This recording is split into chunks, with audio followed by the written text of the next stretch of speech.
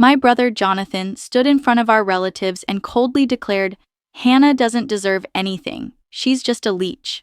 I was stunned because right after my father's funeral, the lawyer had read the will and handed everything over to him. I am Hannah, the daughter turned into an enemy by my own brother. If you were in my place, would you stay silent or fight for justice? Share your thoughts in the comments. The church smelled faintly of lilies and old wood polish, the kind of scent that clung to funerals in a small town like ours. My father's casket rested near the altar, draped in white, while the voices of the choir rose and fell like waves. I sat in the front row, hands clasped so tightly my knuckles hurt, forcing myself to hold still while grief pressed like a weight on my chest. But the ceremony was only the beginning. The real storm would come after the hymns ended, when the will was read. I had grown up believing in my father's steady promise. Whatever happens, Hannah, everything will be fair. What I have will be divided between you and Jonathan. Those words were my anchor, repeated on birthdays, on graduation, whenever I worried about the future. But anchors, I was about to learn, can rust. When the final prayers were said and the congregation filed out, a smaller group gathered at our family home. The air smelled of coffee and casserole dishes, neighbors whispering condolences. At the dining table sat Attorney Bell, his glasses perched low on his nose, papers stacked neatly before him. His voice carried a formality that cut through the murmurs. "This is the last will and testament of Henry Reed," Bell announced. "By its terms, all assets, property, savings, and investments are to be placed under the temporary management of Jonathan Reed until further directives are executed." The words dropped like stones into a pond. For a moment, I couldn't breathe. The room erupted in whispers. I felt every pair of eyes shift toward me, gauging my reaction. Jonathan sat beside me, back straight, his face the picture of calm responsibility. When Bell folded the document closed, Jonathan reached over and patted my hand. "Don't worry, Hannah," he said softly, almost tenderly, but his eyes, sharp, glinting, told a different story. "I'll handle everything for both of us." I nodded faintly, swallowing the knot in my throat. It would have been childish to argue then, in front of everyone. But inside, my father's promise echoed, clashing with the cold finality of Bell's reading. Aunt Susan leaned close, her perfume faint and powdery. She murmured so only I could hear, "Be careful. Not everything read aloud today is set in stone. Some things may not be entirely lawful." Her words jolted me. I turned to look at her, but she quickly straightened, sipping her coffee like nothing had been said. My mind reeled. Was she warning me? Or planting doubt? The gathering continued with strained small talk. Jonathan accepted handshakes and condolences as though he were already the head of the family. He smiled graciously, nodded solemnly, and made promises to keep the Reed name strong. I watched from the corner, unable to shake the coldness of his hand when he patted mine earlier. Later, as people drifted away, I caught sight of something unusual. Near the side hallway, Jonathan stood speaking in hushed tones to Uncle Thomas. Their postures were too stiff, too deliberate. Thomas slid a plain white envelope into Jonathan's jacket pocket. My brother's hand closed over it quickly, and both men glanced around before parting ways. My pulse quickened. Whatever that envelope contained, it was not condolences. I excused myself from a group of neighbors and slipped into the kitchen, pressing my palm against the counter to steady my shaking fingers. "Father, what had you planned? Why did Bell's reading contradict every promise you'd ever made me? And why was Jonathan already moving pieces in shadows?" When I returned to the empty living room, the late afternoon sun slanted through the curtains, painting the carpet in amber stripes. I stood alone, staring at the polished wood of my father's desk, now bare of his papers. My reflection stared back faintly from the glass cabinet doors, pale and unsettled. "There is something you never told me," I whispered inwardly, almost afraid of the thought. "Something Jonathan knows or wants to keep hidden. Something Father never had the chance to explain." That night, when the house was quiet and Jonathan's car had disappeared down the road, I sat on the edge of my bed, shoes still on, staring at the ceiling. My chest burned with the certainty that this was not over. A will may have been read, but the truth was not yet spoken. And I would not let Jonathan seal it away with a polite smile and a firm handshake. There was more, locked somewhere between the ink on those documents and the whispers of relatives who knew more than they admitted. I could feel it pressing against me, daring me to dig deeper. I closed my eyes and breathed slowly, steadying the storm inside. "There's something Father didn't get to tell me," I said aloud into the silence of my room, "and I'll find out what it was, even if Jonathan stands in my way." The next evening, the house no longer felt like my father's. The warmth that once lived in its walls had shifted, replaced by something harder, colder. The dining room lights glowed over the long oak table where family had gathered for supper. Plates of roast chicken, mashed potatoes, and rolls filled the center. But no one seemed hungry. The real feast was for Whispers, and Jonathan was already serving. He sat at the head of the table, sliding easily into Father's old chair, as if the wood had been carved for him alone. My chest tightened. I remembered too vividly the secret envelope Uncle Thomas had slipped him yesterday. Now, watching Jonathan's relaxed posture, the way he tapped his fork like a gavel, I understood. My brother wasn't waiting for legitimacy. He was already assuming it. I forced myself to breathe evenly, to smile when cousins made small talk. Keeping face mattered. Losing composure in front of the family would only feed Jonathan's performance. But every time I looked at him, I thought of that envelope hidden in his jacket, its unknown contents dangling like a hook just out of reach. Jonathan cleared his throat, his voice carrying across the table with ease. "Father always believed in discipline," he said, spearing a piece of chicken. "He worked hard for what he built. Some of us," he paused, his eyes sliding toward me, "never learned that lesson. Spending comes easier than preserving." The words were soft, but their weight pressed hard. A murmur rippled down the table. Forks slowed, eyes darted between us. I kept my face neutral, though my stomach burned. Aunt Susan set down her glass of water, the clink sharp in the silence. "Henry told me more than once," she said firmly, "that his estate was meant to be shared equally between both his children. That was his intention." Jonathan's lips curved into something between a smile and a sneer. "Intentions," he said smoothly, "change when people prove themselves undeserving." The words sank like ice. Heat rose to my cheeks, but I swallowed it down. He wanted me rattled, desperate. I would not give him that. Relatives shifted uncomfortably, some whispering behind their napkins. I heard my cousin mutter, "Is that true? Did Henry change the will because of her?" The tension was thick enough to choke on. "Father saw clearly," Jonathan continued, leaning back with false ease. "Hannah never cared about the legacy.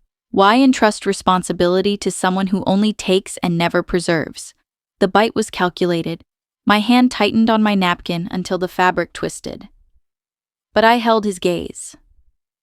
"You mistake silence for carelessness," I said evenly. "Maybe it's easier to cast me as wasteful than to admit Father trusted us both." The air crackled. Aunt Susan gave me a look that whispered courage. Some of the others averted their eyes, not ready to choose sides.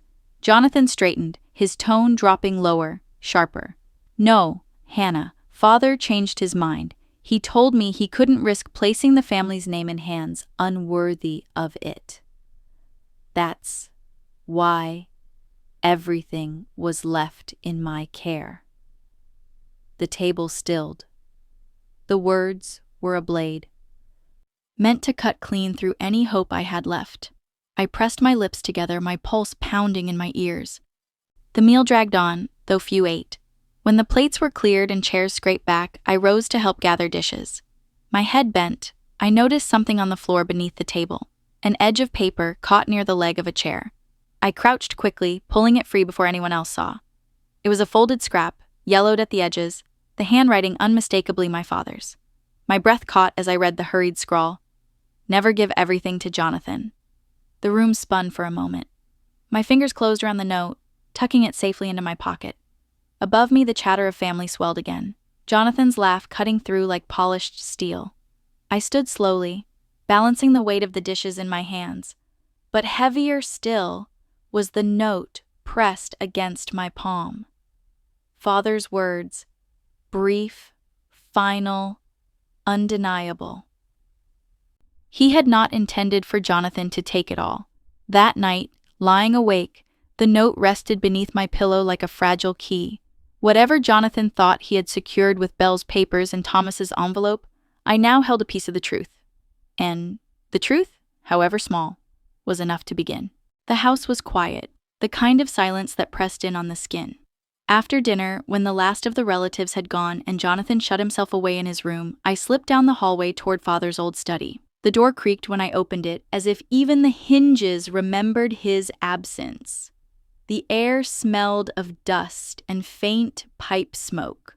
Books lined the shelves untouched since the funeral, and stacks of papers still littered the wide oak desk. My chest tightened at the sight. This room had always been his domain, a place I rarely entered unless invited. Tonight it felt both sacred and forbidden. I closed the door softly behind me and turned on the small desk lamp. Its yellow glow revealed more than I expected. Folders, half open, ledgers scattered, envelopes with Father's handwriting across their flaps. My fingers shook as I sifted through the piles. Somewhere in here lay the truth. I needed to know if Father had truly abandoned me, or if Jonathan had twisted everything to his advantage. I remembered Aunt Susan's warning, her whispered words during the reading of the will, "Not everything is legal." And then the note I'd found under the table, "Never give everything to Jonathan." Those words pulsed in my head like a drumbeat. I dug deeper into the stacks, coughing as dust rose. Beneath a folder of tax receipts, I found a file labeled in Father's hand, "Land purchase, pending." My heart thudded. I opened it carefully. Inside was a contract, half filled, detailing a parcel of land on the edge of town. And there it was, in black ink. Beneficiary, Hannah Reed. I sank into the chair, the paper trembling in my hands. He had been planning something for me, land in my name, security for my future. My throat burned with the realization Father hadn't erased me. He hadn't forgotten. Belle's voice, the lawyer's measured tone, echoed in my memory. Sometimes a will has supplements, codicils, that don't make it into the first reading. They can surface later, if found. At the time, I dismissed it as formality, but now, with this unfinished contract in my hands, I wondered, was there more Father had left for me? Something Jonathan didn't want discovered? I pressed the document against my chest, fighting the urge to cry. It was proof, imperfect but real, that my father had still believed in me. The door banged open. Jonathan stood in the doorway, his eyes burning with suspicion. For a second, neither of us moved. His gaze dropped to the papers clutched in my hand, and his jaw tightened. "What are you doing in here?" His voice was sharp, low, like a growl. I stayed in the chair, gripping the contract tighter. "I'm looking," I said, my tone as steady as I could make it. For answers Father left behind. He stepped inside, closing the door behind him with a thud, his fists clenched at his sides. "You have no right to go through his things. This is my responsibility now. Everything here belongs to me." "No," I whispered, heat rising in my chest. "Not everything." Jonathan's eyes darkened. He lunged forward, slamming a hand against the desk. "Stop this nonsense. Father trusted me, not you.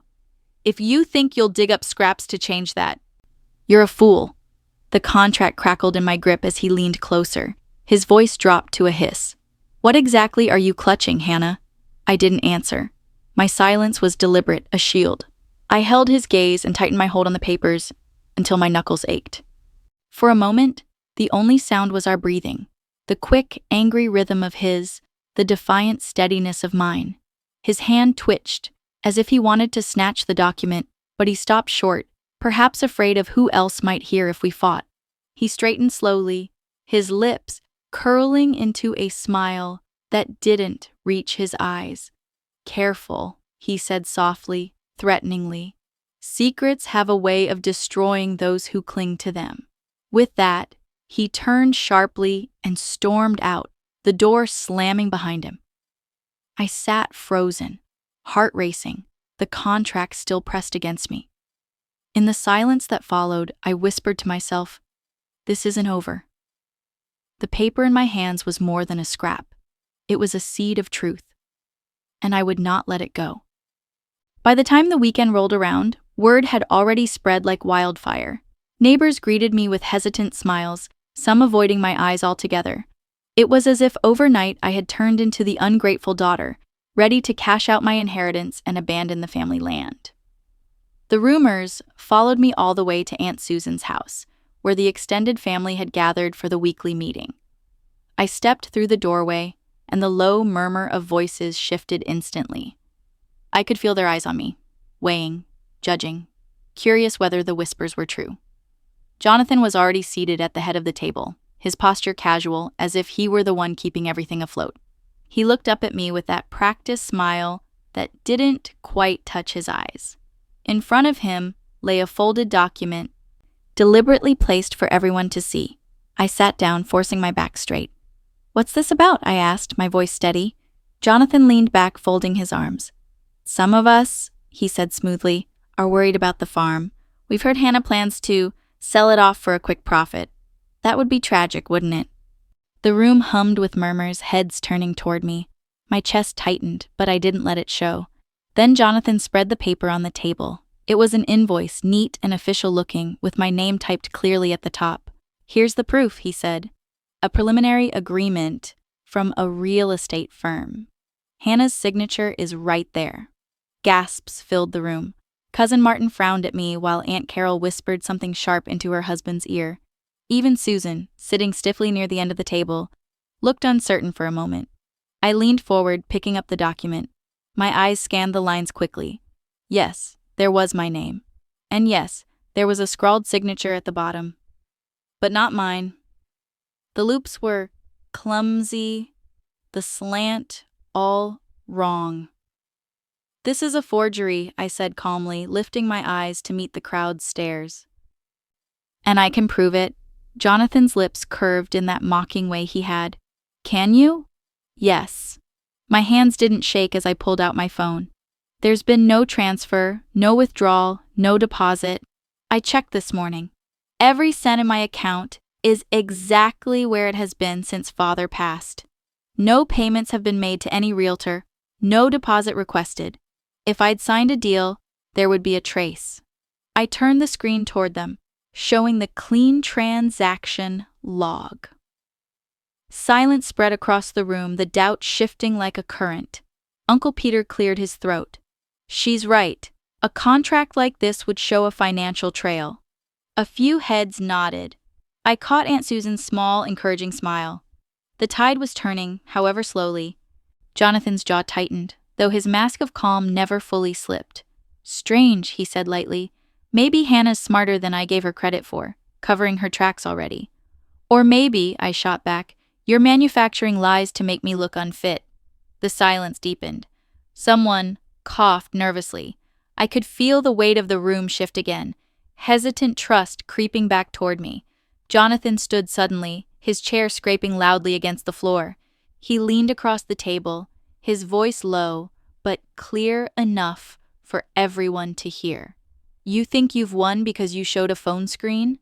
Don't be naive, Hannah. This is just the beginning." He smirked, gathering the fake invoice and tucking it back into his folder as though it were still a weapon. Then he sat again, that sly smile never leaving his face. Aunt Susan finally spoke, her tone cutting through the thick air.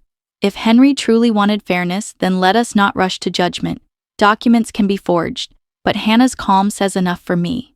Several relatives nodded, some reluctantly, others more firmly. Relief washed over me, though I knew this battle was far from over. As the meeting wound down, Jonathan leaned back in his chair, arms crossed, watching me like a predator circling prey. His words echoed in my head. This is just the beginning. And deep down, I knew he was right. The next morning, a sharp knock echoed through my apartment door. It was Aunt Susan, holding a folded note from Belle, father's attorney. He had requested both Jonathan and me to come to his office to clear up matters of dispute.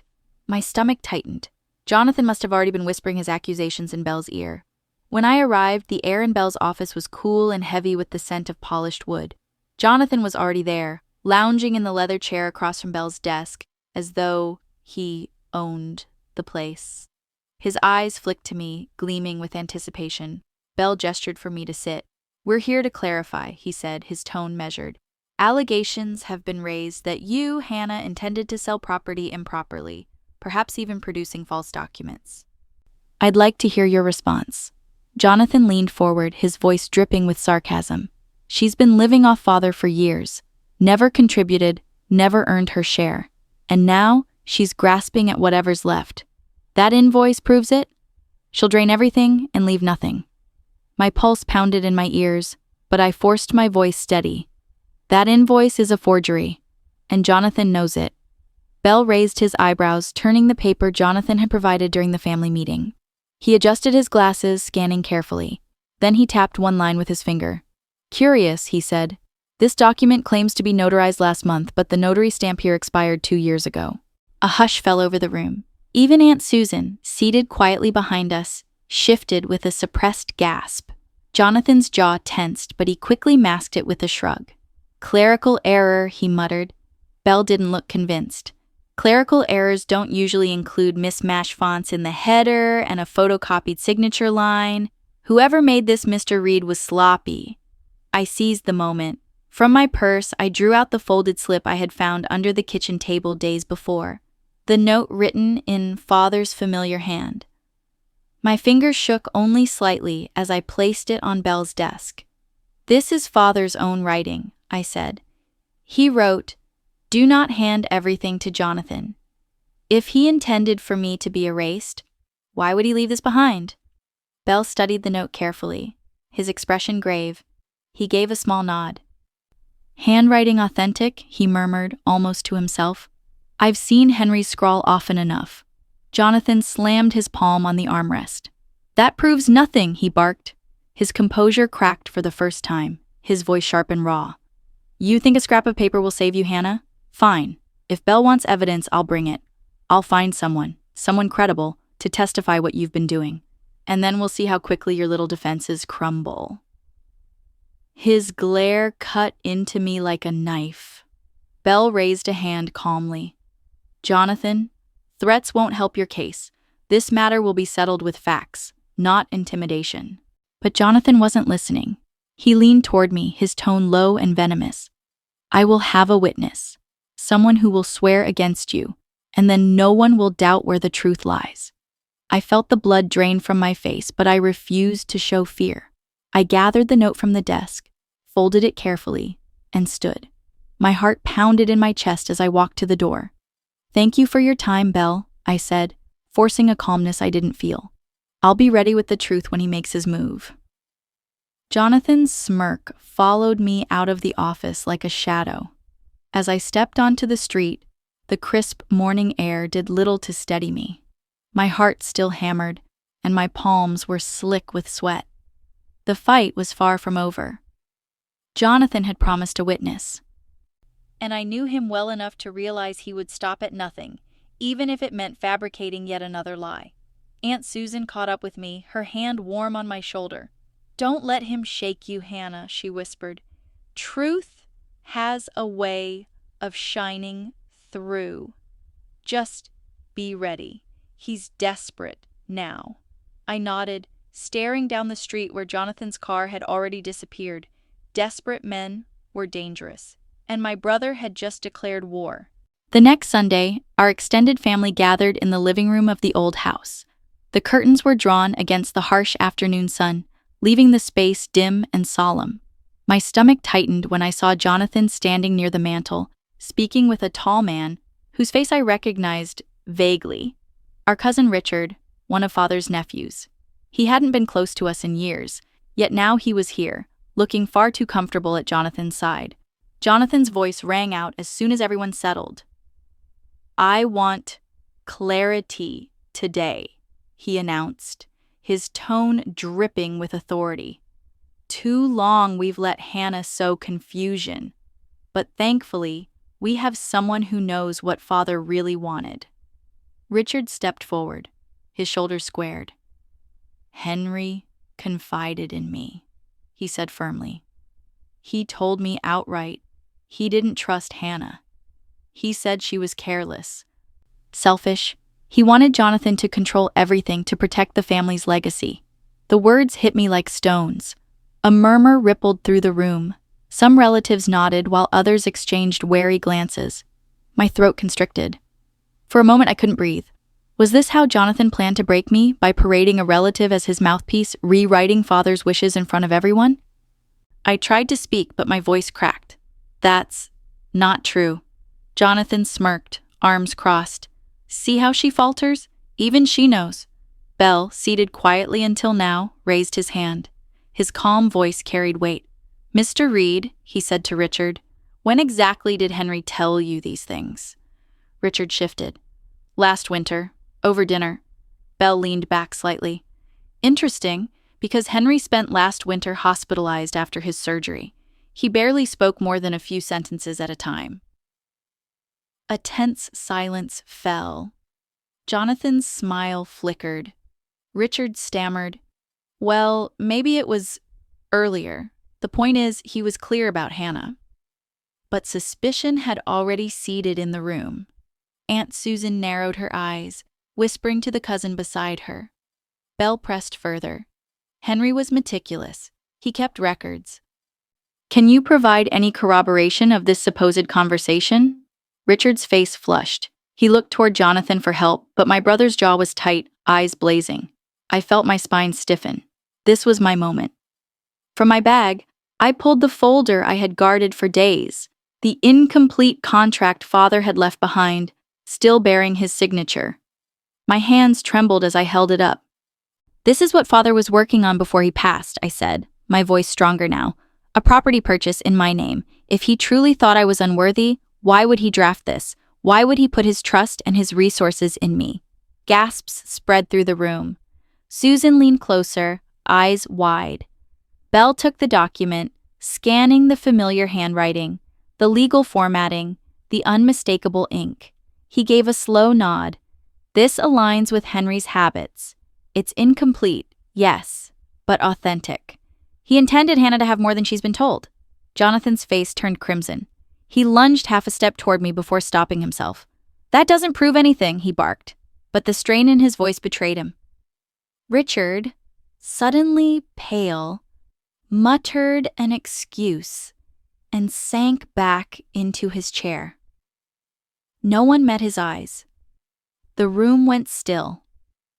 Every gaze locked on Jonathan. His carefully built tower of confidence trembled under the weight of doubt. I clutched the contract to my chest, heart pounding. For the first time since father's death, I felt something shift. It wasn't victory yet, but it was a crack in Jonathan's wall of lies. The silence thickened until even the tick of the grandfather clock seemed deafening. Jonathan's fists clenched, his jaw rigid, his face burning red. And I thought, this is only the beginning. The truth is finally catching up to him. The flash drive arrived before dawn, tucked in a plain envelope on my doormat with no return address, just my name in block letters. I stood there in my robe, breath fogging the cold glass of the storm door, and felt the prickle of a choice. I could pretend I never saw it. Or I could finally stop being careful. I slipped the envelope into a zip bag, wrote the date and time across the plastic with a marker, and headed for the community hall. By evening, the hall was packed. Folding chairs scraped, coffee steamed in paper cups, and the old county seal hung crooked over the stage. No outsider to blame this time. No go-betweens, no convenient villains Jonathan could point to. He stood at the front like a man giving a shareholders briefing. Sleeves rolled, a neat stack of papers waiting beside him. Belle sat 2 rows back, expression unreadable. Aunt Susan just behind him, jaw set, Jonathan opened first, as if this were his show. Before we discuss the property and accounts, he said, I need to clear up why I've had to take some difficult steps. Hannah's been reckless. Debts, impulse decisions. I didn't want to bring this here, but transparency matters. He lifted the top sheet and fanned out the rest. These are notices and payment plans, signed by her. My stomach tightened. He had escalated again, amplified the same lie with new stationery. A buzz rose from the chairs. A cousin clicked her tongue. Before the noise grew teeth, Belle held up a hand. We'll look at those, he said, all of them. He passed the pages, down the row. I watched faces lean over the neat fonts, the suspiciously perfect signatures. Jonathan turned to face me. Do you deny them? I deny the story you're trying to glue me to, I said, my voice steadier than I felt. And I brought something of my own. I walked to the front with my laptop and the little bagged envelope. Belle stood and met me halfway. I handed him the plastic and he read the marker line, then nodded. When did this come to you? He asked, loud enough for the room. This morning. I haven't edited a thing. I hesitated. I think you should be the one to plug it in. We turned the projector on.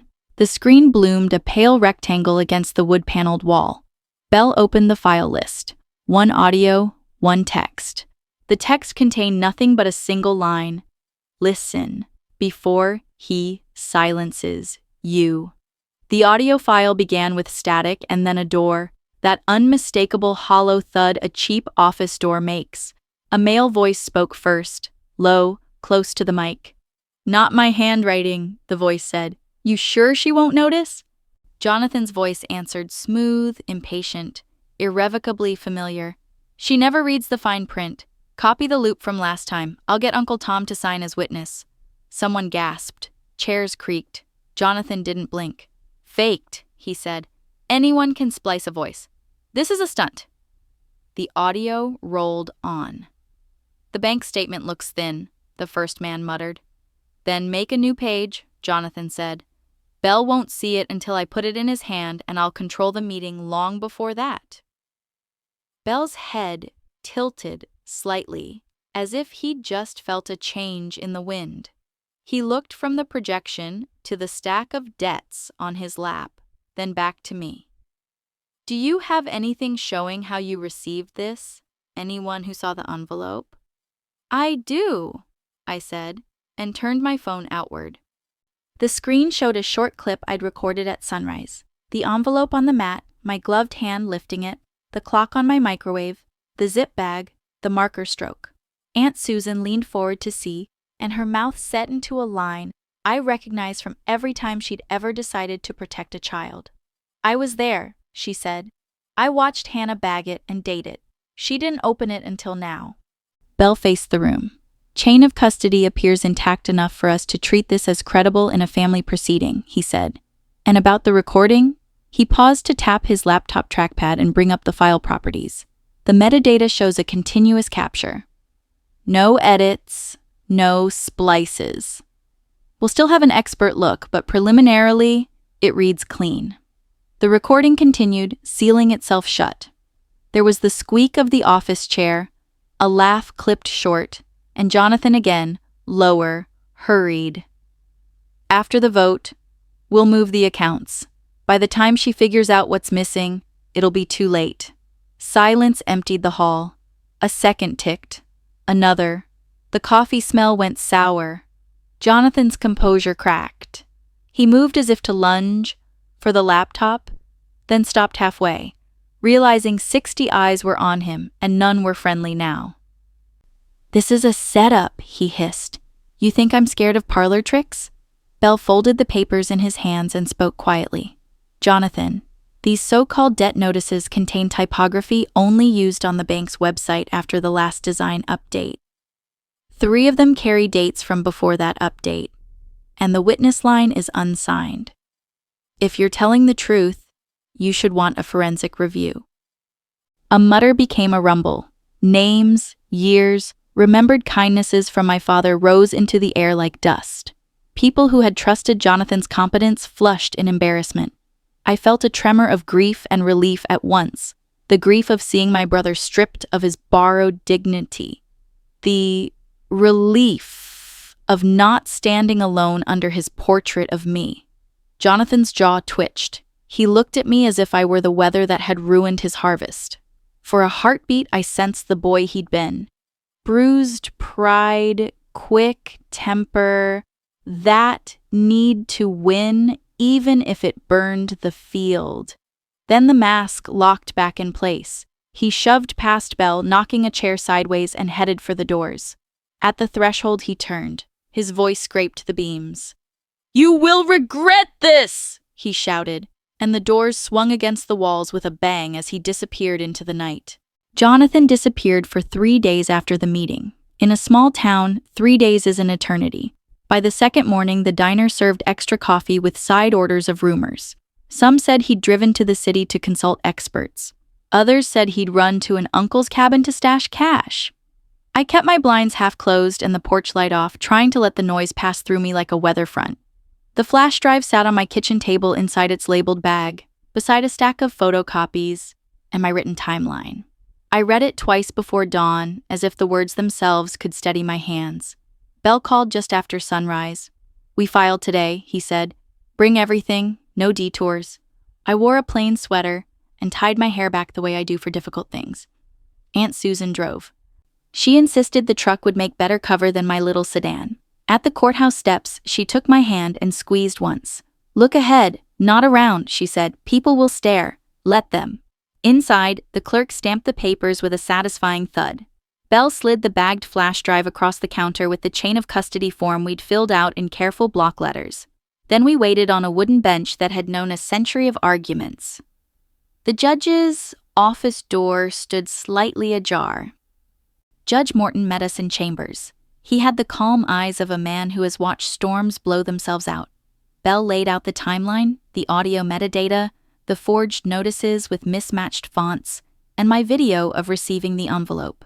The judge listened without interrupting, thumb resting on the corner of the affidavit as if weighing the page itself. "I'm not here to decide the whole quarrel today," he said finally, "but I am here to stop anyone from moving the goalposts before we can even measure the field." He signed an order, freezing the estate accounts and the deed transfers tied to the farm and rental house.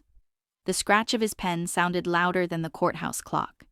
When we stepped back into the hallway, Aunt Susan exhaled so hard, her scarf shifted. "That," she whispered, "is the sound of a door wedged open." I nodded.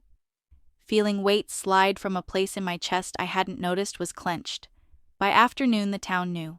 Cousins who had avoided my calls sent short messages. A neighbor left a loaf of banana bread on the porch with a note in slanted blue ink. "Proud of you for standing tall." Of course, others preferred the spectacle. They gathered at the hardware store and picked apart my motives like crows at a picnic. I tried not to hear, but in a place this small, the wind carries everything. Belle and I spent the evening building the binder for the hearing, tabs for recordings, transcripts, photographs of the debts, and the contract draft in Dad's handwriting.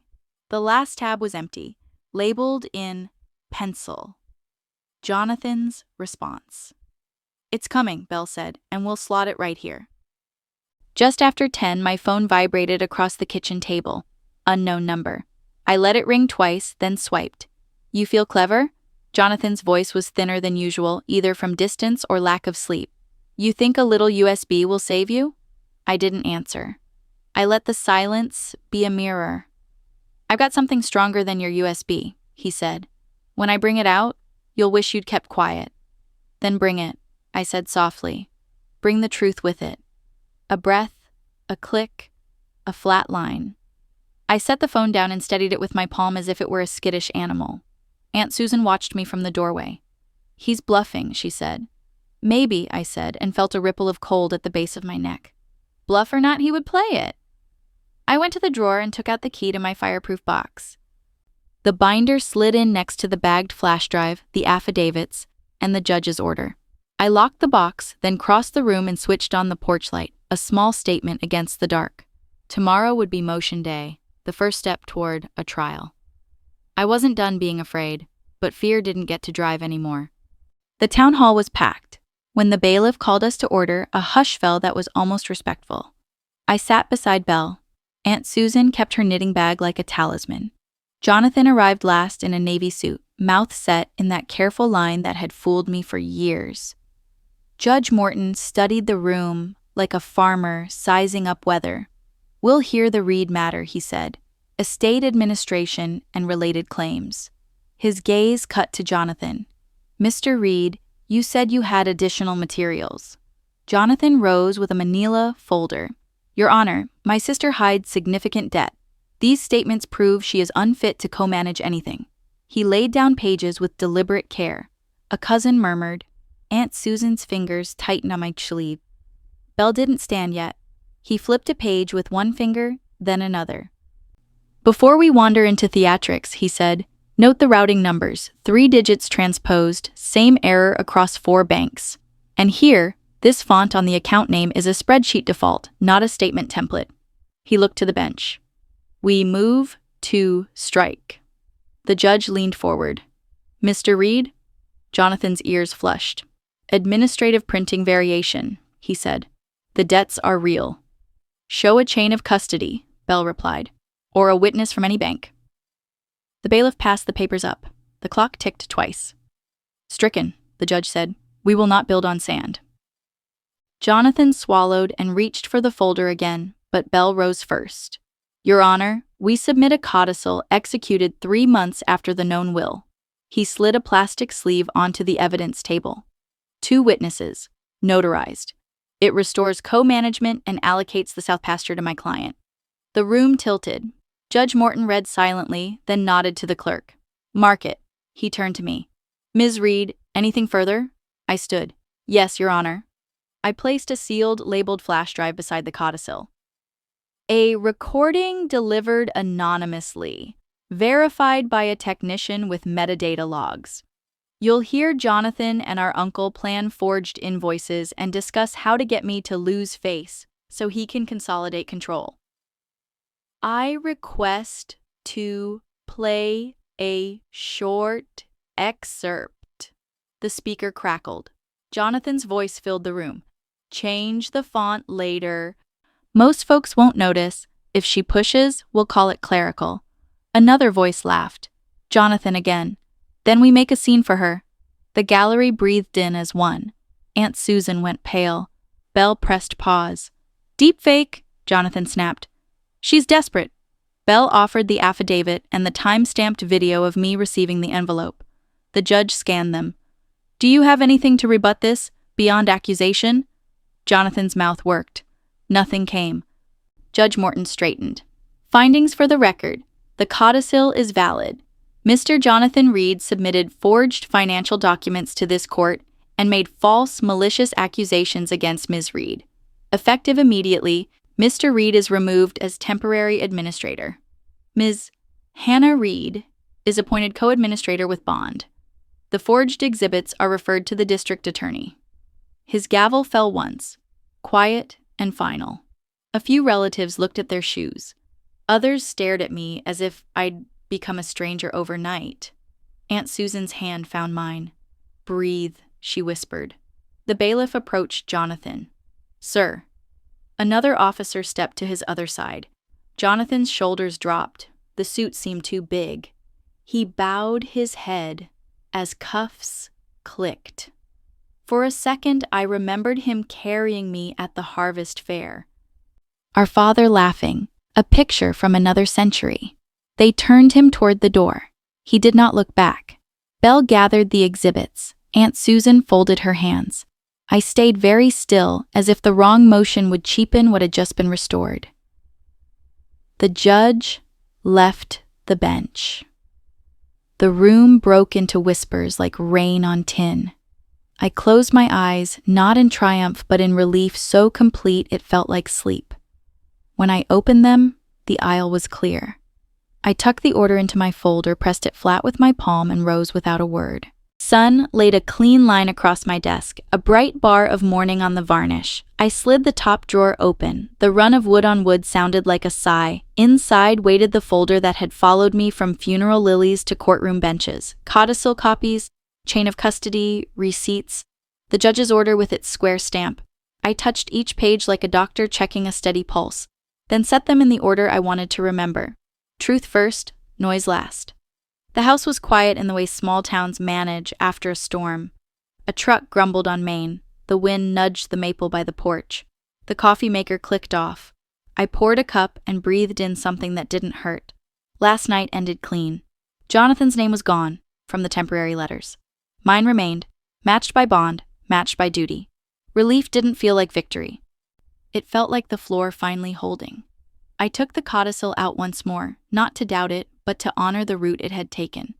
Aunt Susan's whisper at the church, Belle's careful questions, the anonymous USB slid under my door, the tremor in my hands when the gavel fell and everything settled. In another life I might have shouted. Instead I stood still and let the law speak for me. A knock sounded, gentle as a hymn. Aunt Susan stood there with a paper bag on her hip. "Biscuits," she said, "and apple butter. We can be ordinary again." She set the bag on the counter, then noticed the open drawer. "You keeping those close?" "I am," I said. "Close and calm." I poured her coffee, the blue mugs Dad bought at the fall craft fair. A memory tugged, him checking for a cracked glaze, his laugh over the square's music. Grief, softer now, moved through like a tide that had learned the shoreline. "You did right," she said, warming her hands. "Right by yourself and by your father's intent.